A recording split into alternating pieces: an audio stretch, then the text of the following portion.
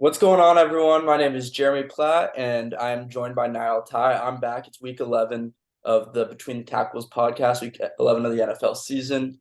And we got a little early head start. This Bengals-Ravens game hasn't finished up quite yet, but it's about to be over. But now, how are you feeling about this game? Yeah, I was really, really excited, and then But, kind of as the game went on, I think I got less and less excited. A lot of injuries in this one, a real bummer. It was supposed to be quite the game. Joe Burrow goes down with what looked like a it was a wrist injury from last week that he either re-aggravated or was some kind of non-contact elbow injury. We're not really sure yet, but he gets knocked out of the game. Mark Andrews early in the game gets knocked out. Um, Cam Taylor Britt, the cornerback for the Bengals, also got knocked out of the game. So a lot of injuries in a really sloppy game. There was a touchdown called back from Zay Flowers that there was like a phantom hold on Odell. So yeah, at one point I was watching the game and I was like, what is going on? But as we currently stand, it is 27-13. Ravens, they're driving and it looks like they're in control of this one without Joe Burrow. So interesting game for sure. Bengals, want to give credit where credit is due. The Ravens did look pretty good, but it's a tough one for the Bengals. You lose your quarterback, and hopefully it's just this week. But it definitely didn't look great. So yeah. I had a few takeaways, and you touched on a lot of them. Uh, I had an analogy that I wrote down where it's like Zay Flowers reminds me a lot of John Morant, where he has so many like almost really really cool plays, and and just like John Morant has almost all these almost really really cool dunks. Uh, so that just I don't know why, but it feels like only a matter of time until Zay Flowers has that you know that uh that defining rookie moment, and he's been coming on really strong for the Ravens really all season. Um, and then with Burrow's injury, honestly, like it almost reminds me a little bit of like kind of the reaction we got from Brock Purdy in the NFC Championship game last year, where it's like it looks like he wants to throw and he's going the motion. It's just like he can't do it, and that's like really scary, especially for one of almost everybody's favorite players in the NFL.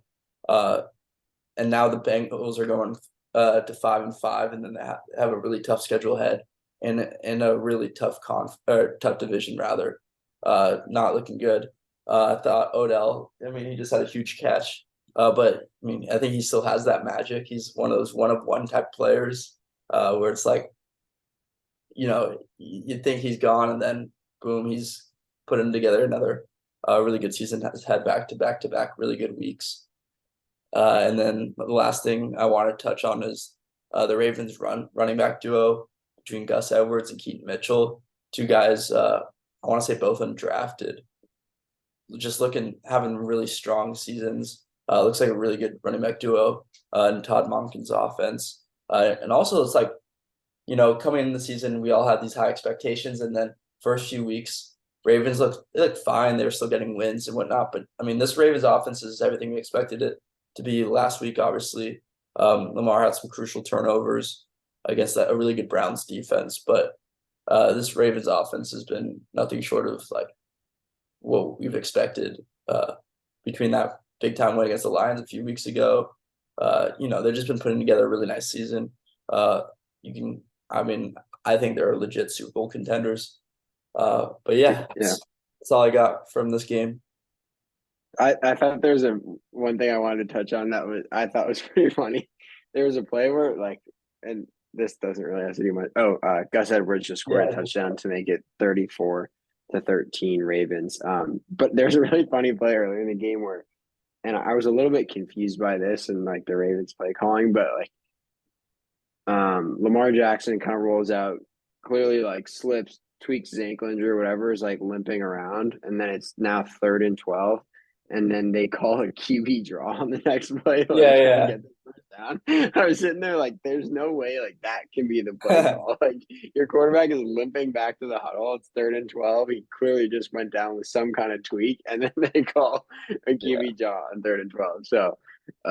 Not really sure what that play call was, but weird game.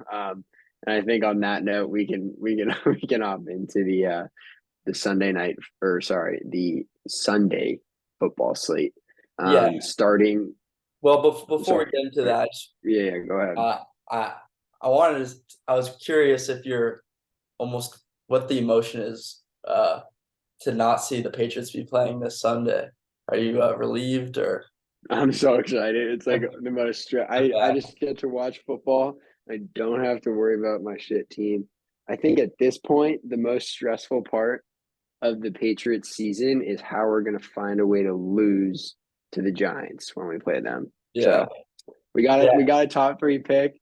The Bills losing made our strength of schedule worse, which moved us ahead of the Cardinals Uh, for the number three pick. So we're moving in yeah. the right direction. Lot of interesting slash weird reports coming out of New England this week regarding Yeah. Belichick's future, Mac Jones's future. A lot of, I mean, we'll touch on that probably next week when we see the Patriots play again.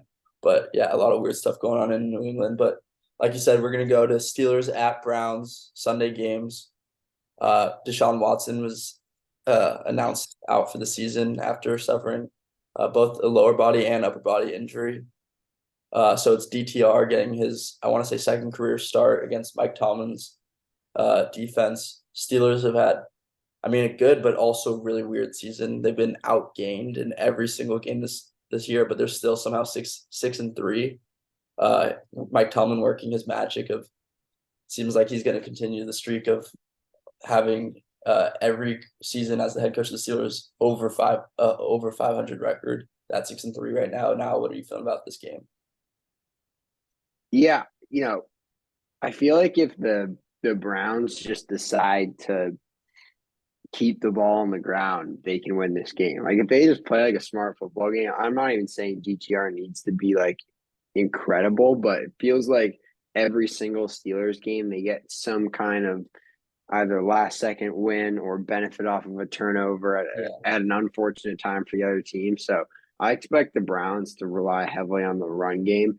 And then, but I am excited for DTR because there was, I'm not sure how much of this is true, but there was reports that DTR really didn't know he was starting before the first game he started, and obviously played pretty poorly. But there were some things that had said he had basically learned, a day before or the day of that he was starting in that game. So a lot tougher to prepare when you might not know you're going to be the guy. So I'm actually excited, and I think it is the right move to give DTR the starting job, especially because it's going to be the rest of the season. And this is a guy that, at least in preseason, showed that he could do something. So I like them giving it to DTR over Sam Howell.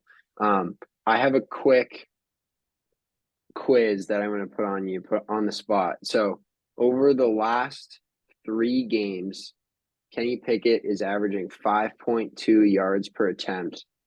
Can you guess the only quarterback that has less than that in the last three games?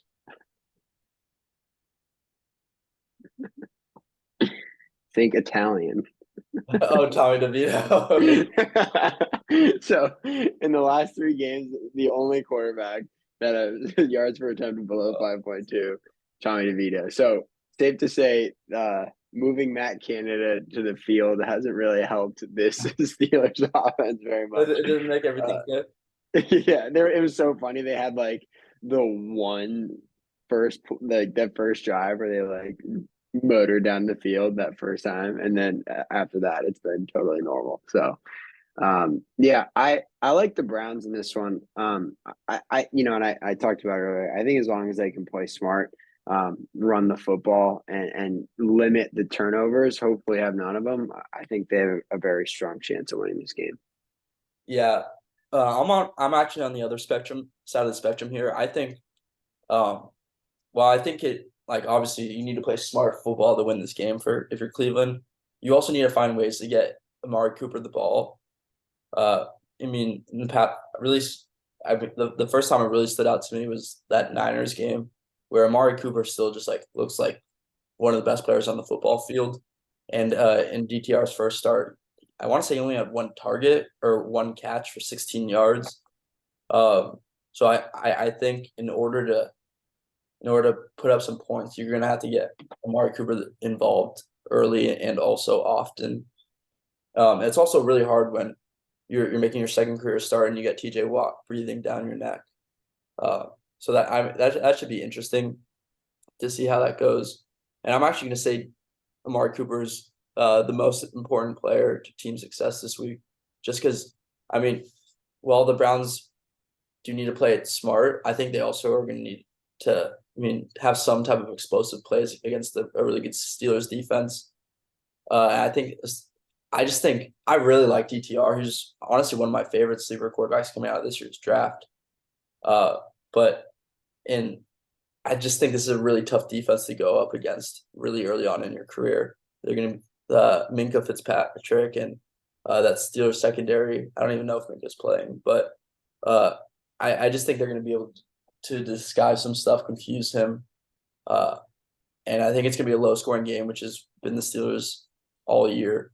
I think it's going to play towards the Steelers' strengths, and I think the Steelers are going to win and cover that as 1-point underdogs. I've got a weird feeling he's going to be all right.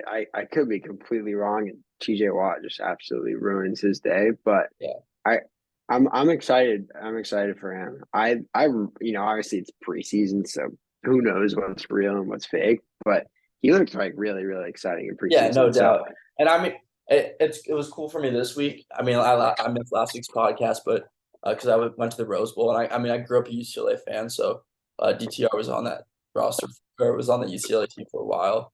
It was really cool to see. And I mean, the Brock Purdy effect might be like, experienced late round quarterback. Let's see if there's some magic there. But yeah, got to beat UCLA this week, which is pretty cool. But all right, that was besides the point. Let's go to the next game. Bears at Lions. Lions are 8-point favorites. Justin Fields is looking like he's going to be starting for the Bears this week for the first time in a month. How are you feeling about this one, Niall? Yeah, it's an interesting one. Obviously the Bears get back Justin Fields, but they're still underdogs. What's line 8 points right now? So obviously Vegas is still heavily in favor of the Lions, and one of the biggest things for me in this game was the Bears' ability to get pressure on the quarterback. They rate dead last in the NFL in pressure rate, and when Jared Goff isn't pressured, I think he's completing like 75% of his passes. And I forget the yards per attempt, but I think it's almost 9. So he's a really good quarterback when he's not pressured and when he's comfortable in the pocket. And you've seen that throughout his career, right? I feel like every time Jared Goff makes one of those classic mistakes, it's when he has someone coming in his face. So, sorry. Anyways, so yeah, I expect the Lions to do big things this week, and I do think that the Bears are going to get a spark on offense, but I talked about it last week. I love this Lions team. They're really hot right now. They're doing everything right. And I expect them to have a big game against the kind of banged up Bears defense. Yeah. So I'm rocking with the Lions -8 in this one, but that could be kind of just like the obvious pick, and the Bears come around and shock the world a little bit. Yeah, I like what you said with about Goff and how he handles against the clean pocket. I think it's also worth noting what Dan Campbell did last week. He had some cojones going for it. I want to say he went for 5 times, including a huge decision to go for it with just over 2 minutes to go last week against the Chargers. So that, I really like the aggression. I don't know, it might be a little overblown, but I wouldn't expect anything else from Dan Campbell. And then offensively, you had something? Yeah, I was just going to touch on the Dan Campbell 4th down. Like, that was crazy. I bet on the Lions last week, so I was rooting for them, and they were like -2.5, and it's 4th and 2. They're like in field goal range, and you're like, all right, kick a field goal, get a stop on defense. And Dan Campbell's like, no, fuck it, we're going to go for it. Puts the ball in Jared Goff's hands too. And then earlier in the game, there was a 4th and 5, and they ran the ball, but they got it. There's so many things that could have gone wrong, and the next day that media could have been all over them, but at the end of the day, it worked, and It seems Yeah, like it works more often than it doesn't for Dan Campbell and the Lions. So good for him. yeah, and kind of leaning on that, it's really cool to see how much faith that Lions offense has in Sam Laporta to trust him with that ball on 4th and 2. But I was actually going to highlight a few other players. One, I mean, it seems like I was talking about really early on in the season, but Jahmyr Gibbs totally caught his stride. He's been awesome, as well as David Montgomery had that huge touchdown. So that's been a really fun running back duo to watch. And then a receiver who hasn't really emerged as like a true receiving threat, but I saw some stuff from last week was Jameson Williams. And it wasn't as much in the receiving game, but it's what he could do as a blocker. I mean, one of the big storylines with him is like his size and being a really skinny receiver coming out of Alabama, but laid some huge blocks last week. And I'm just really, and the more you can do offensively is going to give him more opportunities to thrive as a receiver on the other side of Amon-Ra St. Brown, or rather on the outside of Amon-Ra St. Brown. So I think he's going to be a guy who's going to emerge. But I like the Lions also in this one and cover that 8-point spread. Did you see Jahmyr Gibbs was on some sort of podcast and he was telling the host that when he scored the goal line touchdown, the coaches had actually called for Dave Montgomery to like come onto the field, and Montgomery essentially like let Jahmyr Gibbs stay on the field and get into the end zone. So kind of a cool gesture between two teammates trying to find a middle ground for the fantasy owners. But I thought that was cool. Yeah. All right. Next game we got Chargers at Packers. Chargers are 3-point favorites after that loss to the Lions, but Packers had a heartbreaking loss last week to the Steelers. Niall, who are you liking in this one? Yeah, this one is it's interesting. I candidly thought the line would be a little bit larger than 3 for this one. Yeah. This Packers team has struggled. Keenan Allen went down late in last game with a sprained AC joint, but he said earlier today that he'll be playing. So, I'll trust the source as it is himself. But I think we have another big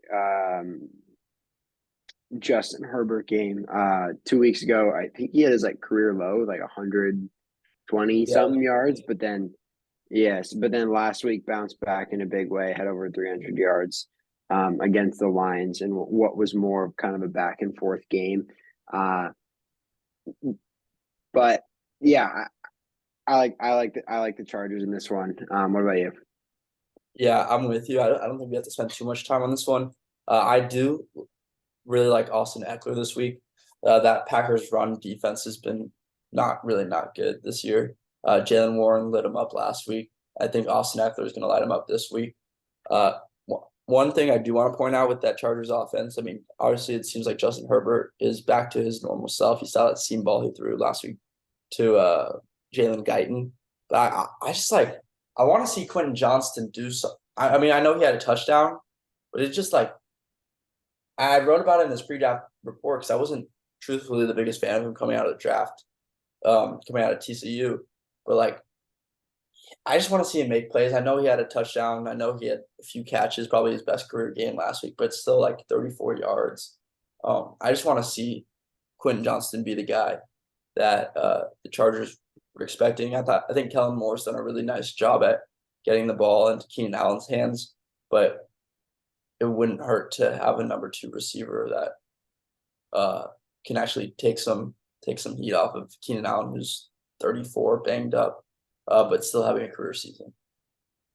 Yeah, and you're looking for him to step up too, because Mike Williams is out for the year, so you'd think that it's kind of the perfect time for him to maybe just insert himself into Mike Williams' spot. It seems like they're a similar makeup of receiver, but Really he just hasn't been the best fit as of yet. But gonna have a lot of reps, a lot of time to figure it out, and he has shown flashes. So not completely done on Quinn Johnson, but Day Flowers in this offense would have been said.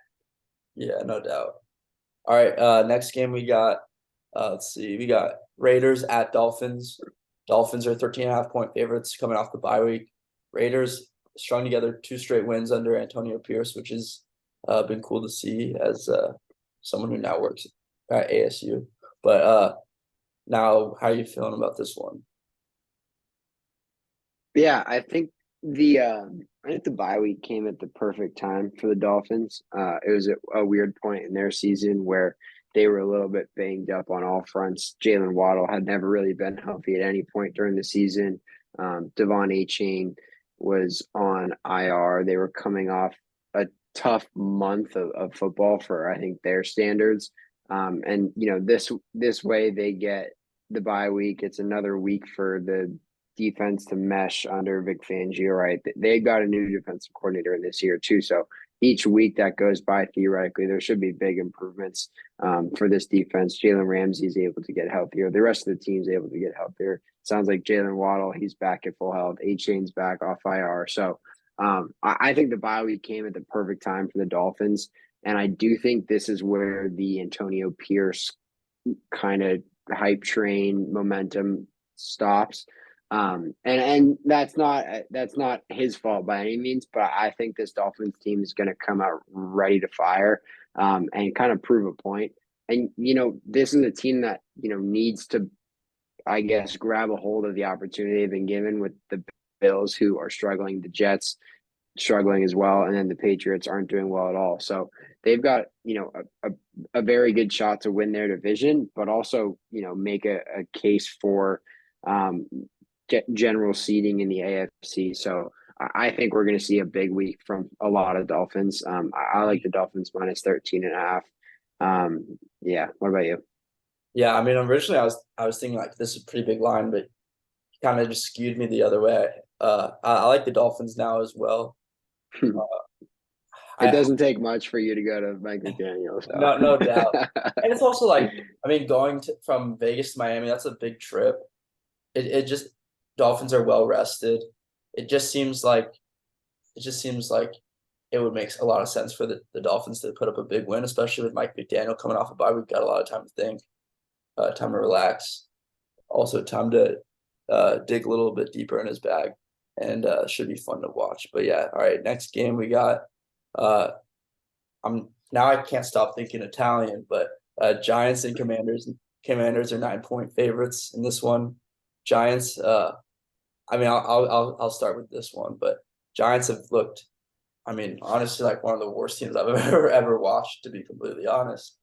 Yeah, it's just really tough without Daniel Jones, which is kind of crazy to say, but it just doesn't seem like this Giants team is really like I don't know, a contender to really even win football games. I hope they prove me wrong, but I mean, I like the Commanders to win by 9. And even though the Commanders got rid of 2 of their best defensive players last week, I still thought they played really well against a Seahawks team that's, I mean, supposed to be contending to honestly win their division. And I think they did a really good job against them. Howell looks good, but yeah, I like the Commanders win by 9. Yeah, I hate to just take all the teams that are favored by like a million points, but I'm with you here. This Giants team is really hard to root for. It seems like Dable. I don't want to say losing the locker room because I don't think that's the right way to put it. Like I think they've kind of just had a season from hell, but it doesn't help that there's been all these concerns about like, and this is a guy that won Coach of the Year last year. This isn't Yeah, like 5 years removed, right? Like this is fresh off of being what people voted as the best coach in the league. So strange season for them, but I want to talk about John and I talked about this last week while you're off. Is Howell like the guy for the Commanders going forward? Like at least from like a fantasy football perspective, he's been awesome. I think he's the 3rd ranked quarterback in yeah. fantasy football this year, right? He's like top 5 at least. And last week he had another game of 300 plus yards and 3 touchdowns, kind of like the gold standard for like I think he's leading the NFL in passing yards right now. I think he has 2,700. That's awesome. It's crazy. Like At the enemy effect, I guess. yeah, I mean he throws it like 40 plus times every single game. So I don't know, but I like Howell. He's fun, and I like this Commanders team. So I'm riding with the Commanders minus 9 with you. That takes us in, unless you have anything else, No. that takes us into another very large spread. We've got the Cowboys minus 10.5 at the Panthers. And this matchup comes at kind of a nightmare time for the Panthers, in my opinion. This is, in my opinion, the hottest the Cowboys have looked all season. Dak Prescott has been on an absolute tear the last 4 weeks. I know this isn't really a fantasy football show, but like he was the quarterback one, the quarterback two, the quarterback three, and the quarterback one in the last 4 weeks. And you've seen it too. Like it's been him, it's been CeeDee Lamb. CeeDee Lamb has had 3 games of like 150 plus yards and Yeah, a it's touch. He's 500 been on. yards combined in the past 3 weeks. Yeah, so like I just think this matchup comes at a really tough time for the Panthers. And I don't see them slowing down this week. So once again, I'm taking the Cowboys minus 1,000,000 points. But I just it's going to be tough for the Panthers. I'm waiting to see it from Bryce Young, but I don't know. It's a struggle for him to start the season, and they didn't go and get a receiver, so Yeah. it hasn't looked much better recently. Yeah, and I swear since Mike McCarthy's been the Cowboys head coach, they either look jaw-dropping or just oof, and they're on that kind of jaw-dropping trajectory. Trend. Yeah, like I said, CeeDee Lamb has 500 yards in the past 3 weeks. And then on the other side, Bryce Young, I mean, I'm completely wrong as of now, but I mean, obviously it's only what 11 weeks into his career, but he's just been like flustered. And I don't think playing against Dan Quinn and Micah Parsons and Stephon Gilmore is a good recipe for someone who hasn't really been able to see the game very well, and for someone who's been overwhelmed with the speed of it. I mean, I was going to talk about Justin Fields earlier, where it's like quarterbacks respond differently after seeing the game from, like honestly from the bench, and obviously Justin Fields has been hurt, but I don't think it would hurt Bryce Young to sit out a few games and look at the game from a different perspective, see how Andy Dalton,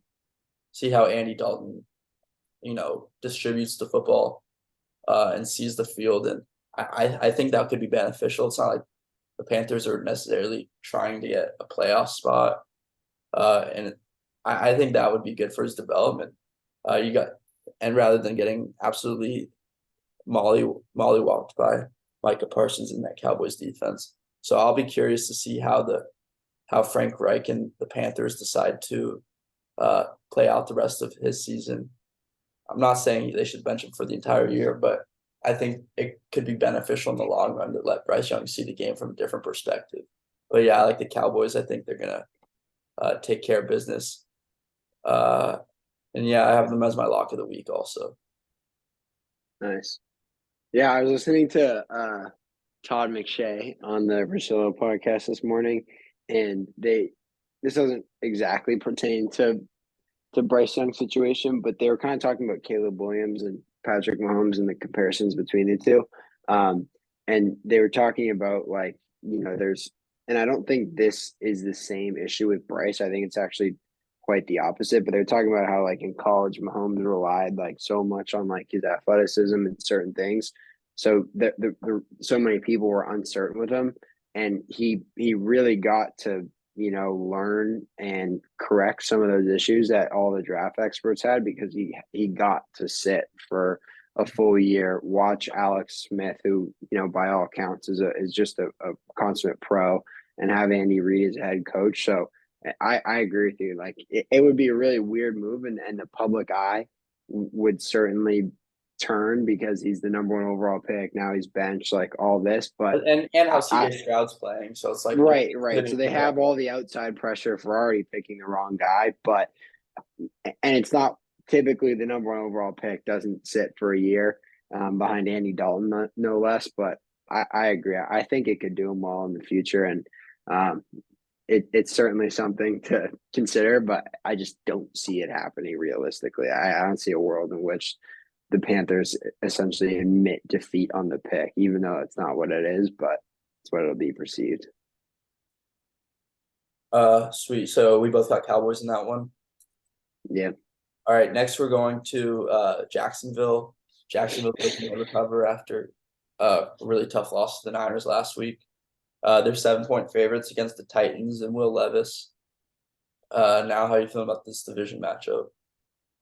Uh, I'm confused by maybe more the Jaguars, but Trevor Lawrence really hasn't been great this season. He's really struggled the last I don't know how many weeks, but last week he completed like 50% of his passes. He was really really bad last week. Obviously the Niners coming off a bye, get healthy. Their D line something that you really have to worry about, but even then it was just a disaster for the Jags and Trevor Lawrence. So honestly, I think I like the Titans in this one. They're obviously coming off a rough game of their own against the Bucks, but with that, and it was a game where Will Levis kind of came back down to earth. He had like 200 yards and an interception, no touchdowns. But I just think that a divisional game with the Jaguars team that I feel like throughout the season they've relied so much on their defense to create turnovers. I think they had like 18 turnovers going into the Niners game. So, through 10 weeks having 18 turnovers, like that obviously that's incredible, but that will, that's something that kind of evens out throughout the season. It's not something you can rely on as like a winning formula. So, I expect this game to be low scoring. I think the Titans keep it within the 7, and potentially even get a win here. Yeah, I mean, you're talking about regression, and I think the same applies with Will Levis. Obviously, he came out, and you see the obvious arm talent, and there's some juice around him. But I'm curious, but not curious, rather, I'm interested to see how he plays as a pocket passer because I think he seems a little hesitant, especially at the top of his drop, and it's like he sees it, and then it's like, ugh, and then he has the arm strength that like zip passes in. But I don't think you can be hesitant against even a Jags team. I know, like all that being coming off like giving up 30 points to the Niners, but the Titans aren't the 49ers, and I think the Jags are actually going to be able to get to him. I think Trayvon Walker's quietly starting to come on pretty strong. He had a really good game against the Niners last week. I obviously watched it very closely, being a Niners fan. But uh, I think the Jaguars defense is going to be able to get to Will Levis and make him hesitate and struggle.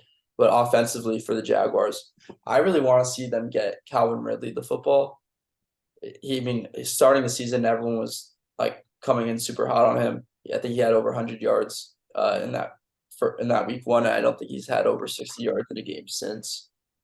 So And that there was also a game I'm blanking on which game it was, but it was a game where he had like 112 yards and like Trevor really relied on him and it yeah felt like he like won them that game and then that was really the last game. I mean the Steelers, I forget, but that was yeah like the last time where he was like even a thought.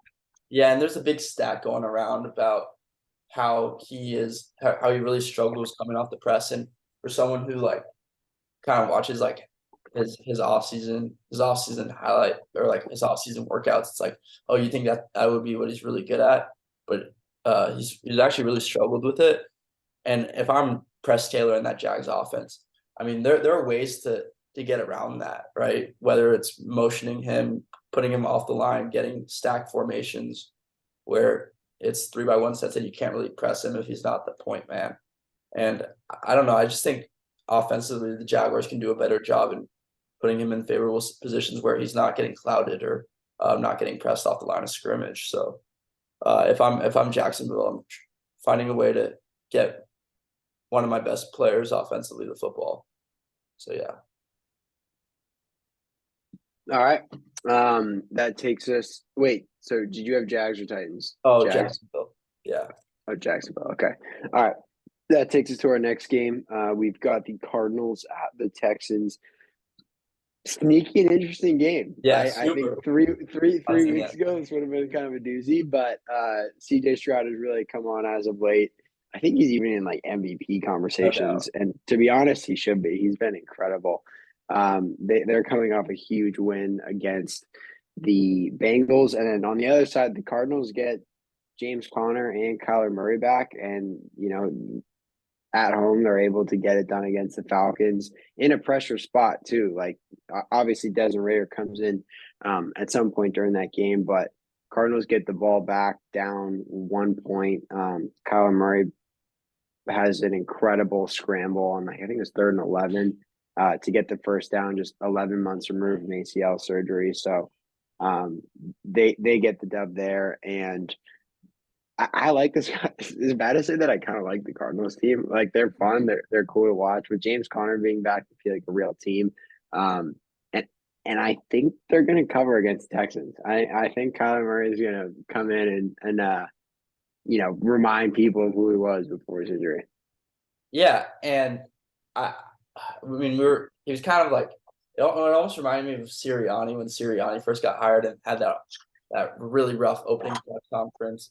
It's just like you don't really see a head coach getting made fun of publicly, based off of how he speaks and his demeanor. I want to say like Adam Gase is another guy who I remember it used to happen to with Jonathan Gannon. Yeah, but I'm saying like Jonathan Gannon was kind of like, I mean, you and I were sending each other texts about it. It's like, oh, this guy's weird. Like, I don't know, like this, like, is this a guy that the players are going to play for? But I think he's done a really good job this season, despite, I mean, obviously a really rough record. But I think that more so has to do with the personnel they have, and I mean, who's on their roster, and then also going up against a pretty good division.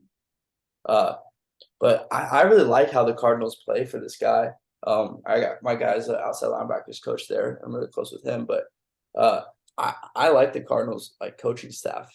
And going into the season, I wasn't as high on them, but like you really see their players playing for them, and I really think they're honestly taking themselves out of the conversation for that like tank for Caleb Williams conversation. Yeah, I agree. So I mean that's been really fun to watch. But on the other hand, I think the Texans have the coach of the year right now with DeMeco Ryans, and then offensively, Bobby Slowick. I mean, I talked about him early on when I spent time with the Niners. I mean, he was the guy who they were saying like next Mike McDaniel, next Kyle Shanahan offensive coaching tree guy, and I think he's done an incredible job getting guys like Noah Brown, Dalton Schultz, and Tank Dell the ball in space and letting them make plays after the catch. CJ Stroud obviously is getting more praise than almost any other player in the NFL right now. And I'm going to ride with a hot hand with the Texans, but Cardinals definitely are a fun team to watch despite their record. But yeah, I like the Texans. Before we move on from like a betting perspective, it was pretty interesting early in the week. This line opened at Texans -6, so Cardinals +6. And as soon as it opened, there was a ton of early sharp money on the Cardinals, and it moved it down to like Texans +4. And then you saw people start to flip the other way and start to bet the Texans -4 once it got to that number. And then obviously it's kind of settled as 4.5. But I think it just kind of goes to show, like, even like the really sharp guys, it's just a matter of like 2 points for these teams. Like, yeah.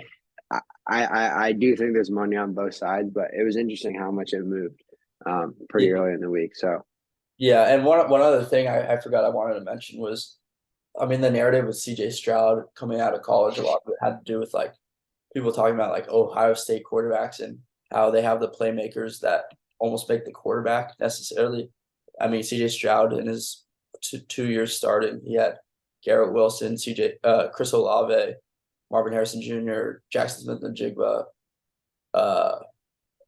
Emeka Egbuka, and they say like the quarterback is almost being made by the receiver, but CJ Stroud's completely flipped that narrative upside down. I think CJ Stroud's been a guy who makes his teammates better. I mean, the names I talked about earlier, whether it be Noah Brown, Dalton Schultz, guys like Devin Singletary making plays, like that's a really cool trait to watch really develop, and you see why people speak so highly on CJ Stroud, and he's the guy who makes his teammates better, and that's what you want in a quarterback. So that's pretty cool. Oh, and they just said Mark Andrews likely season-ending ankle injury, so that's not a good sign. But yeah, those hip dropping tackles are. Yeah, but it's like I don't know if you could take him out. I agree. I mean, there's a bunch of people on Twitter being like, "Oh, take him out," but then it's like, what is the defender supposed to do? They can't hit him. They can't hit him high all the offensive players beg that they don't hit him low. Like you've seen Gronk a million times. Like, please, I'd rather you hit me high than hit me low because I'm going at someone's knees or ankles is much worse than going at the chest. And then now they can't hit the quarterback. They can't hit him when he's catching the Yeah, that's ball. gonna be They tough. can't drop their hips. Like at some point, you're just asking for like. I think sadly injuries are a part of the game. Like you can't take out every form of tackling. So uh, at some point they're going to be playing like flag football out there, which is not what anyone wants. All right. Next game we got Buccaneers at Niners. Niners coming off a huge win against Jacksonville. Niners are 12-point favorites at home. I mean that's a pretty big line. I think the Bucks have been surprisingly like really solid this year. Now, how are you feeling about this one? I'm gonna let you take the floor first, and then I'll chime in after. But Okay. I want to hear your thoughts on the game. Yeah, I mean it's been I mean last week it was awesome for me to see Chase Young pay really early dividends. Fits into that prototype of the 49ers big end. I mean, how their defensive front works. They have obviously a three tech and a nose tackle, four-man front. You know, Leo, which is left end open side. Nick Bosa, more athletic, like Von Miller. I mean, Von Miller's more of a 3-4 outside backer, but they more of those really like freak in nature, like can do everything. Pass rushers, and on the other side, you really want a guy who can really construct the C gap and maintain a really firm edge and strong guy who uses power. And I think Chase Young's that prototype, and I think he's fit in like a glove. I had half a sack, had a lot of pressure early on. So I think that, I mean, if I'm game planning against the Niners, you can't let that D line start cooking. So I think you got to get the ball out fast, find ways to get Rashad White the football as a receiver. And yeah, like I say, get the ball out fast on the other side on the other side. I'm curious to see how Todd Bowles disguises their defense. Try to find ways to get Brock pretty uncomfortable last year. In Brock's first start against the Bucks, what they did was send a ton of pressure, and Brock is really good against pressure. So I think they're going to do more like dropping eight into coverage, three-man rushes, let Vita Vea go up against the 49ers interior offensive line rather. And then I know usually we do favorite matchup of the weekend. It's like a team versus a team, but I'm going to do player versus player. And I really like I want to see offensively for the Bucks, Mike Evans, big body receiver, consistent as hell. I mean, quietly one of the best receivers in the NFL still. I think he's like been in the league for 11 years or something, 10 years. But I want to see him go against Charvarius Ward, who's another guy who I think is quietly one of the better receivers or better corners in the NFL, super physical, really long, got a really good frame, has really good feet. So I'm excited to see that matchup. But yeah, sorry. And then, I mean, as big of a Niner fan I am, I think 12 points is a lot. I think what the Bucks are going to try to do is uh, kind of keep this game close. So I like the Bucks to cover 12 points, but I still think the Niners win by probably like 10, to be honest. Yeah, I don't have much to add. I'm gonna let us slide to the next game. Next game with that, and I agree with you. I think Bucks keep it within 12. And Chase Young did look very good. That looks like a big pickup for you guys. All right. Next game we've got the Jets at the Bills. Two teams heading in the wrong direction. The Bills are coming off a game they should have lost, but also at the same time a brutal loss against the Broncos. The Broncos missed the game winning field goal, but there's 12 men on the field, so they get another try and end up making that one, which it's a tough way to go. And then you've got the Jets who lose to the Raiders on the road, but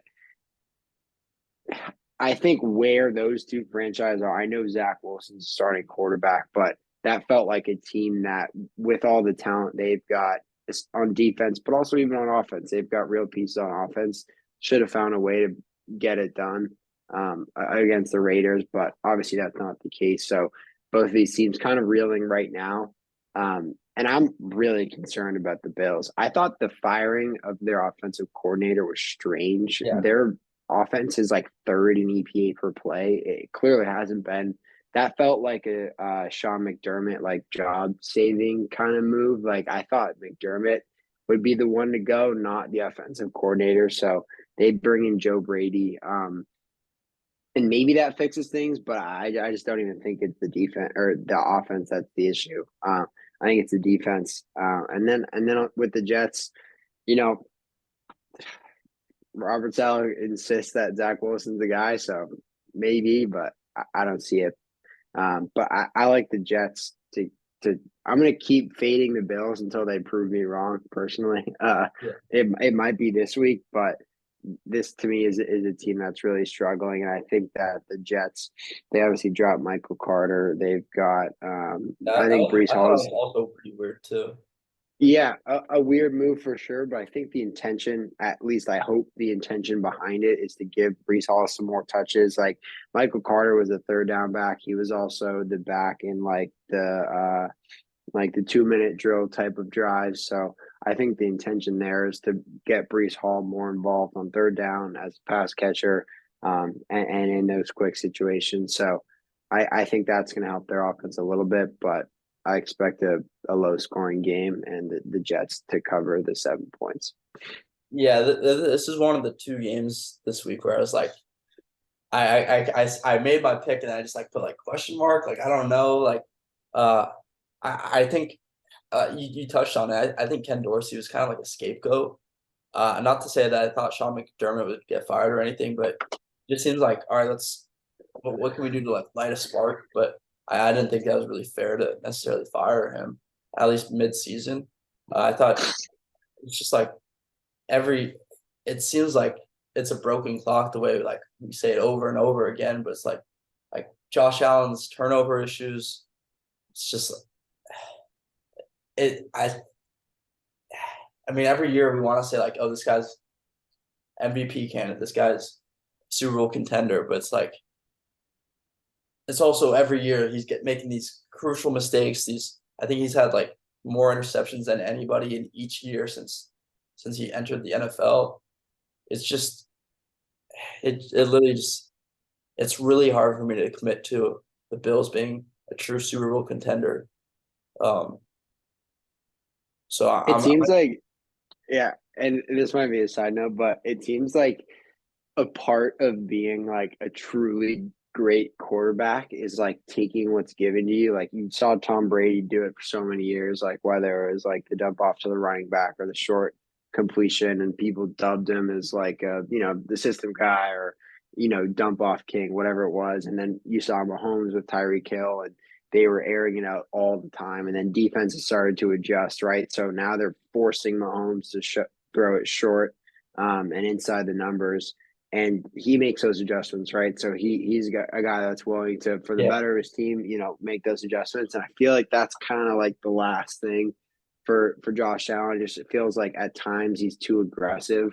And like you saw with that, when did he throw the pick? Was it right before the half or after the half? Like I don't know. That feels like a situation where you got to be smart with the ball. There wasn't much. I yeah, think it was before the end of the first half. Like there's not much time left on the clock, and stares down the receiver, throws a bad pick. The Broncos, I think, get 3 points out of it. So, um, yeah, yeah. And looking and for that piece from him. yeah, I thought you did a really good job there talking about like like I mean obviously opposing defenses and a really good defense like the Jets and Robert Saleh. They know what Josh Allen wants to do. Josh Allen wants to throw the ball deep. Josh Allen wants to get the ball to Stephon Diggs, who is another story where it's like this guy never seems like. I mean, he's happy, like oh, I love Josh Allen. He's my quarterback, and then like a few weeks later, His it's brother's tweeting about yeah, him they got wanting to, free him. free It, digs or whatever. and it's just it honestly seems like a never-ending cycle right now. And I don't even think they're technically in the playoff picture, which is crazy to think 10 weeks in the season when you have Josh Allen and this. And it's also like the Bills got to get a run game. They just benched James Cook, I saw. And it's just a really weird, it's a really weird team. I know they've had a ton of injuries, especially on the defensive side of the football. But I'm gonna go with the Jets to cover. But I don't know. Jets also looking pedestrian. Yeah. I mean, it's kind of a lesser two evil situation, but Yeah, seven yeah, it points. was funny. The thing with James Cook that, and I saw a tweet about this, and this is more just like a general thing, but like that first Josh Allen interception, right? It goes right through Gabe Davis's hands. That should be a drop. If they could credit it to Gabe Davis, it should be. Um, and then you see James Cook fumble, and he gets benched for like 3 series. But then when he was in the game, he was clearly helping that offense. So it doesn't make any sense. Like James Cook before that game had a one fumble in his entire career. Um, and then they, bench him for a fumble early in the game, but like nothing happens to Gabe Davis, even though the turnover is equally on him as it is on James Cook. So just a interesting situation. Yeah. All right. Next game. This is actually a game I'm really, really excited for. Seahawks, I agree. 1 point favorites going to the Rams. Now I'll let you start on this one. Yeah, I like you said, if we didn't have Eagles Chiefs as our Monday Night Football game, this would be one of my favorite games of the week. Um, I I think it's kind of a real test of whether or not the Seahawks are like a team. It seems like they continue to really struggle against good teams, and then when they play bad teams, they get the job done. And we've seen a totally different Geno this year than we had last year. I think the Rams are the move in this game. I really like the Rams to win outright at home.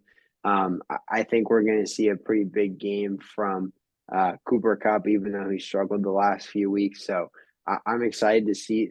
I think it'll be a close game and a fun game, but I think at the end of the day, the Rams get it done.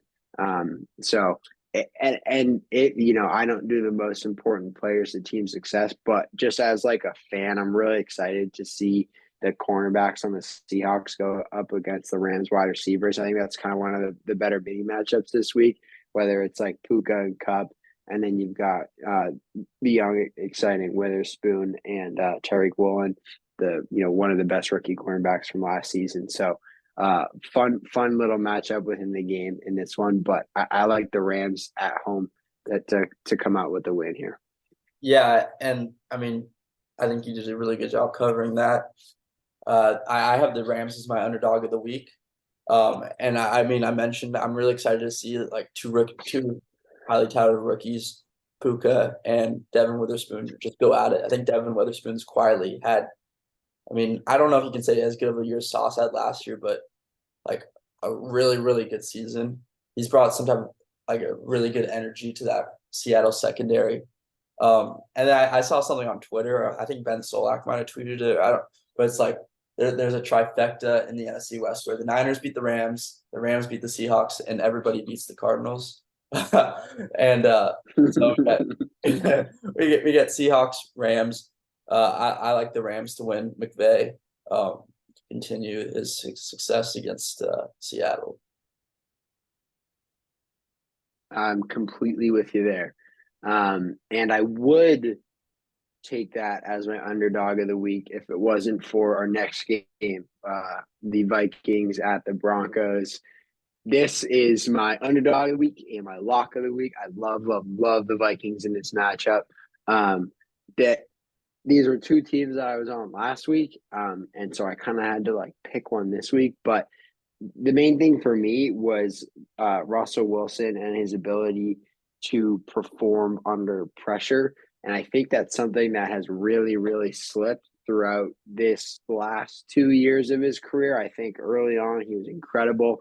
And lately you start to see it. Like I remember during that Chiefs game where he just kind of like fell down on that fourth down. And then last week you saw it a couple times where, he can still make a play here and there, but really when he's under pressure is when he's at his worst. And that's kind of a nightmare scenario for him going up against the Viking defense. Obviously, Brian Flores, coordinator there, loves to blitz. So he's going to send a lot of pressure. And I think this is a Vikings defense that has really, really turned itself around as of late. They've been like one of the top units in football in the past like 5 weeks. You're getting Justin Jefferson back. I still love what Josh Dobbs is doing. I'm all over the Vikings plus 2.5, and I think they get the win outright against the Broncos. Yeah, in my opinion, the Vikings are the best story of the season. At least Josh. It's awesome. It's so much fun. It is awesome to watch. Kevin O'Connell, he's been great as well. It's just been awesome to watch, and I really don't want to go against it, to be honest. You talked about Brian Flores, how good he is at bringing pressure. He's also done a really good job at simulating pressure, finding ways to act like they're blitzing, and then you still end up dropping four. It's just like what four guys are you going to drop? And in order to be good at simulating pressure, you need to be good at bringing pressure in the first place, and that's what you talked about.